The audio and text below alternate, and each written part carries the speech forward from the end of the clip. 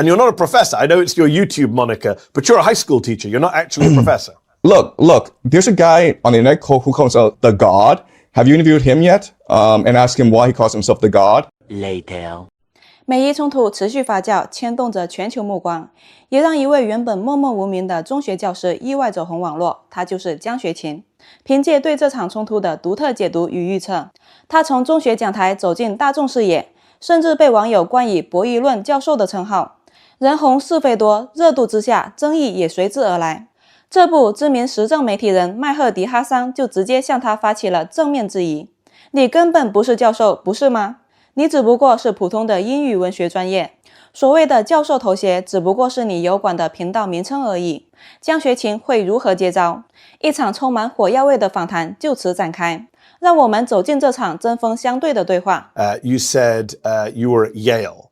Just to be clear, your degree was in English literature, was it not at Yale? It wasn't in international relations or national security. You're an English lit graduate, and you're not a professor. I know it's your YouTube moniker, but you're a high school teacher. You're not actually a professor. Right. So when I went to Yale, I was actually a math and physics major. I was declared a math and physics major, but the Yale English department was very strong, and so I switched majors. So I have actually both a math background as well as an English background. That's why my system of analysis can seem strange to people because I'm combining a multidisciplinary approach to my thinking. Yeah. And I'm not a professor. I'm not a professor. But I never said I was a professor. It's the internet who called me professor. Hold on. You don't call yourself Professor Jiang on your YouTube channel. I do now, but when I first started out, if you go way back to my early lectures... It doesn't matter when you first started out. You do call yourself Professor Jiang and you're not a professor. Look, there's a guy on the internet who calls himself the God. Have you interviewed him yet? And asked him why he calls himself the God? I think I'm good friends with a radio host called Charlemagne the God, but no one actually thinks he's a god. People actually think you're a professor. Just sticking with your analysis, you just said speculative analysis. To many people, that sounds like you're just making it up. You're speculating. Look, I think that the problem with education is that it focuses too much on facts, too much on rigor, and not enough on imagination. Too much on facts. Do you hear yourself? It sounds... I mean, what do you mean too much on facts? Look, I know this sounds strange, but there is a difference between facts and truth, right? Facts are what can be independently verified by other sources. Truth is a deep understanding of the world that allows you to understand why things are the way they are, as well as make certain predictions. We used to be a people, a human species that was very focused on truth seeking. And that's why religion was such an important part of our lives, because God, prayer was very important to help us understand our place in the world, where we came from, what we're doing here, and where we're going. And now we just focus on facts, on making sure that you can memorize all the elements of the periodic table, on making sure that when you talk about secret societies, I guess people want to say, well, where's the factual evidence? Where's the evidence? You said, I think the Jesuits control the Vatican. First of all, there's nothing wrong with Jesuits. Good people. I know many of them. Second of all, there's only ever been one pope who's a Jesuit and he's gone. So people would wonder, like, facts are important to your evidence. And people would say that it's not just fun and games when you're doing speculation on YouTube. They look at some of your rhetoric and they see that you don't just criticize Zionism or Israel, as many people legitimately do. You talk about this pretty far-right concept of Pax Judaica, a new world order centered around Israel. You have a video called Dawn of the Jews, in which you seek to answer the question, why is it that Jews are so dominant? Surely you understand why a lot of people think at best you're trafficking in pretty anti-Semitic tropes, and at worst, you're a card-carrying anti-Semite when they see that stuff. Okay, well, that is a very strong accusation. So can you please tell me what specifically I've said that you find offensive? When you do a video called Dawn of the Jews, why is it that Jews are so dominant? You don't find that offensive?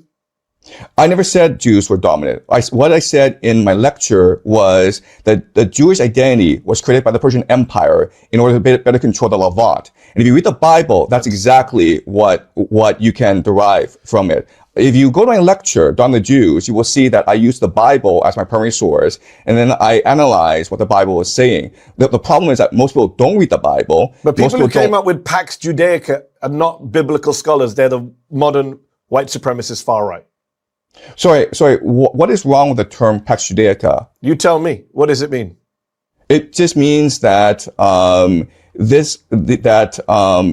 is an entity in the Middle East, Israel, that is able to dominate the Middle East, very much along the lines of Pax Americana, and Pax Britannica and Pax But you didn't say Magalica. Pax Israelica. You said Pax Judaica. That implies all Jews. You know the tropes about Jews running the world. I wouldn't be okay if you said Iran is dominant, Saudi Arabia is dominant, Pax Muslimica. In fact, you know that there are many racists in the West who do believe that Islam and Muslims are trying to take over the world. I find that equally offensive.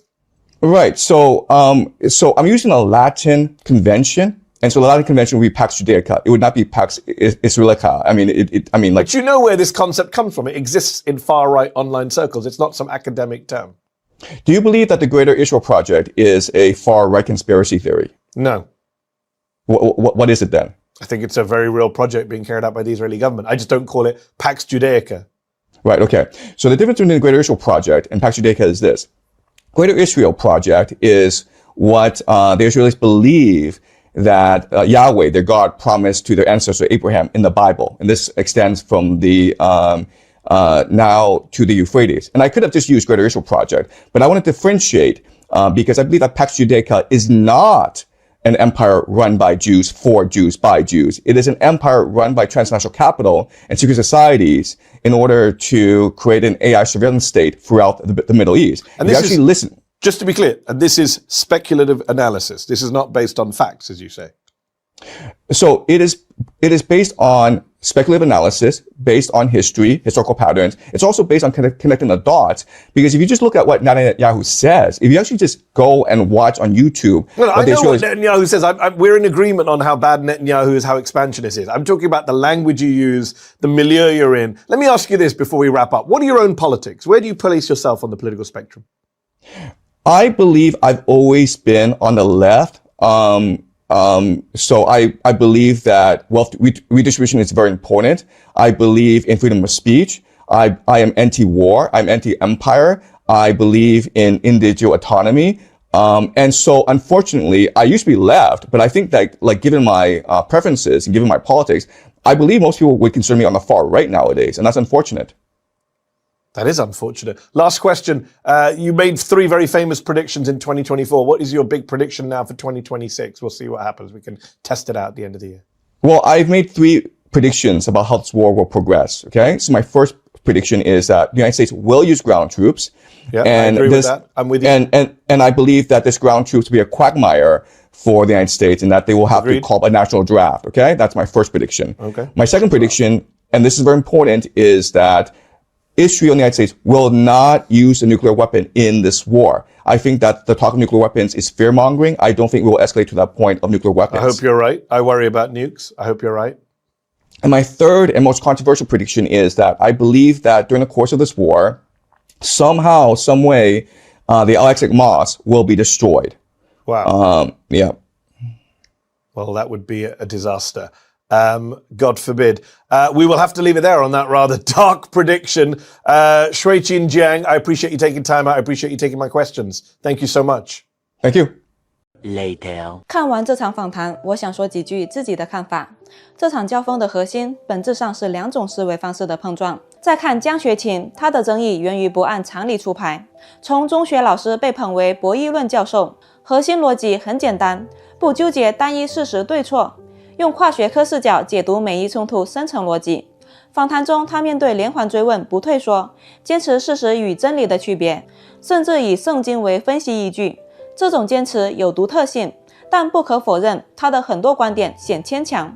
我认为有些辩解带着一丝偏执且脱离现实，这是他争议不断的核心。重点说说他2026年3大预测，这也是访谈最受关注的部分。第一个预测，美国动用地面部队并陷入泥潭，被迫全国征兵，结合当前局势有一定合理性。美国中东行动向来易线打不赢、撤不出的僵局，但全国征兵一说过于夸张，目前还没到全民动员的地步。第二个预测，美国不会使用核武器，这一点相当有说服力。核武器代价关乎全人类安危，各方都会极力避免核战争，核威慑只是姿态，而非实际行动。第三个预测，阿克萨清真寺被摧毁，这最揪心也最缺乏说服力。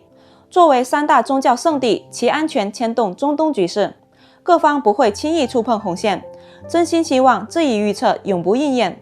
当然，江学勤的分析有可取之处，跨学科视角能带来新启发，这也是他走红的关键。但他的很多观点缺乏足够事实支撑，更多是自身认知的思辨与推测。这场访谈的意义不在于谁赢谁输，而在于让我们看到复杂国际事件有多元解读，没有绝对正确的观点，只有相对合理的判断。放在当下全球格局，冲突走向关乎美伊命运，更牵动全球供应链、能源格局稳定。每一个预测都是对未来世界秩序的预判。最后想问你，你认为江学勤本次对于2026的3大预测，哪一个最可能应验？欢迎在评论区留言，我们可以年底再回来验证。